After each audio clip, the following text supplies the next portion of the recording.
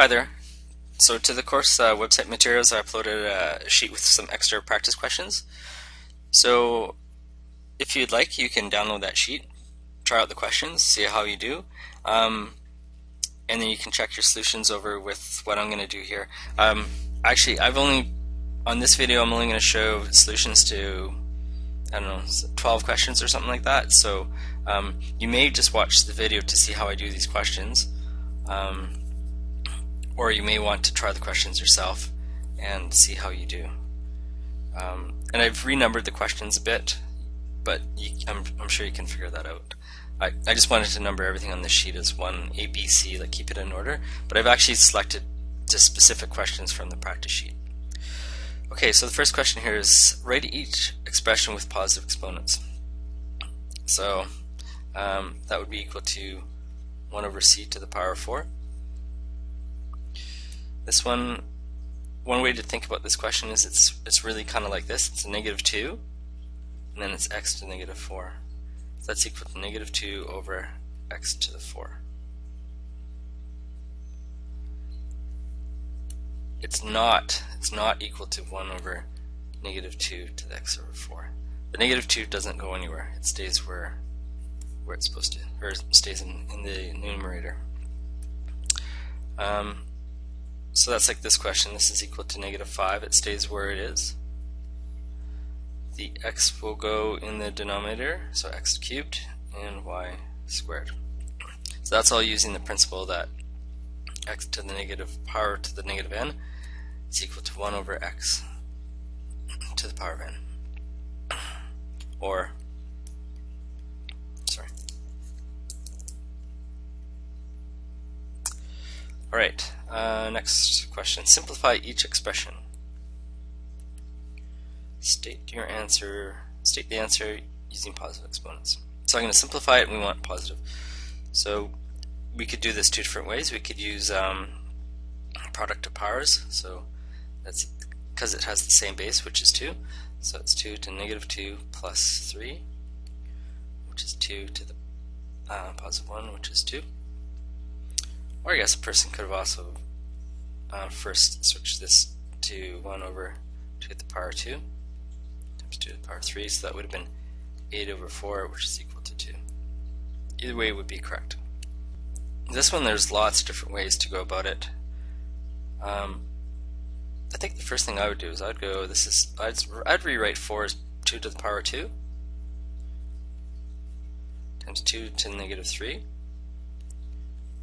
And that's all to -2. So that's equal to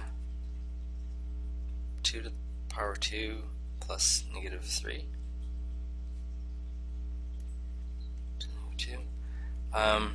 So this is the product of powers. So when you have the same base, you add the exponents.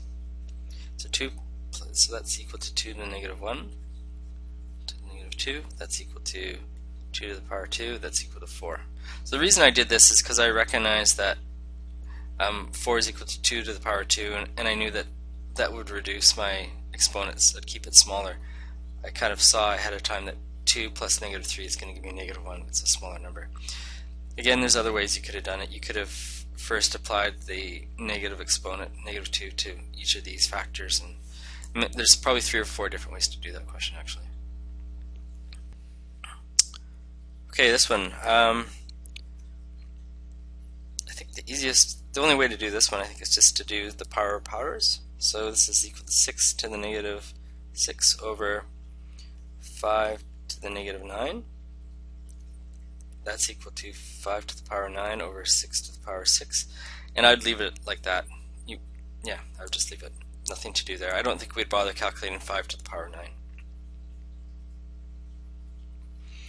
Simplify each expression. State the answer using only positive exponents.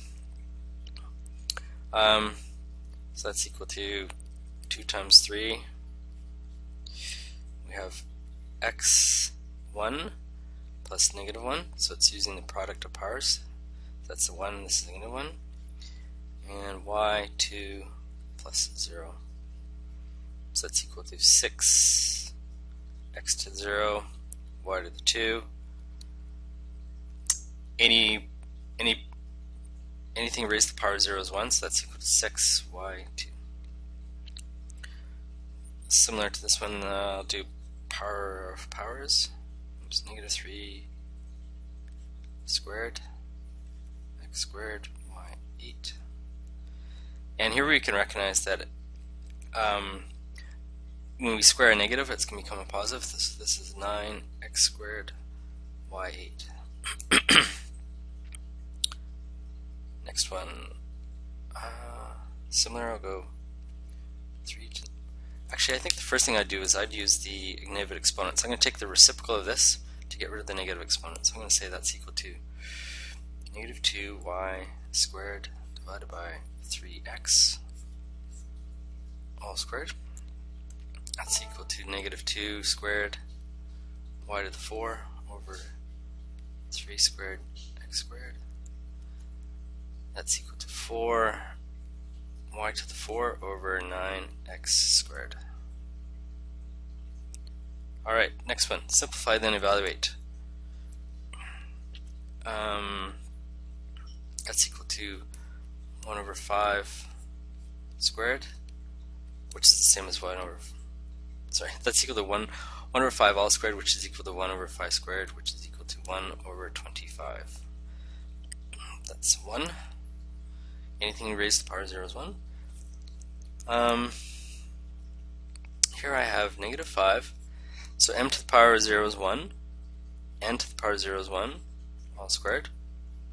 So that's equal to negative 5, 2 squared. That's equal to negative 5 times 4. That's equal to negative 20.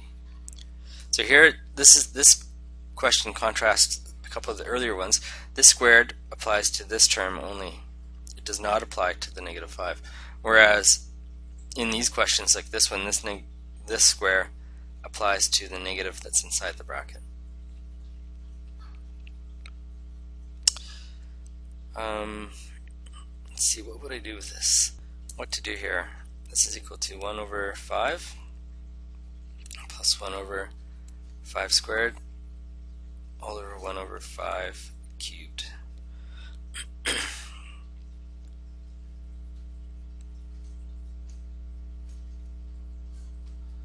So that's equal to 1 over 5 plus 1 over 25 over 1 over 125. Try to get rid of that by going, so that cancels out that.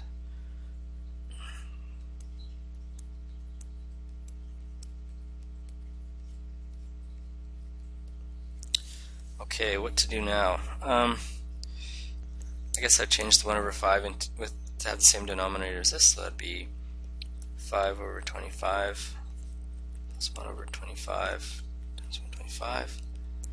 So that's equal to 6/25 times 125. Ooh, we're going to keep on moving here. That's equal to 6 over 25, which is 5 times 25. So those cancel out. Oops, sorry. So that's equal to 6 times 5, which is 30. Okay, last question. Dana evaluated the expression, is she correct? Justify your answer. So, thinking about negative exponents, if you take the reciprocal of that, you can get rid of the negative exponent. So that's 2 over 1 to the power of 3. That's equal to 2 to the power of 3 over 1 to the power of 3. Which is 8 over 1. So yes, she is correct. Alright, there you go.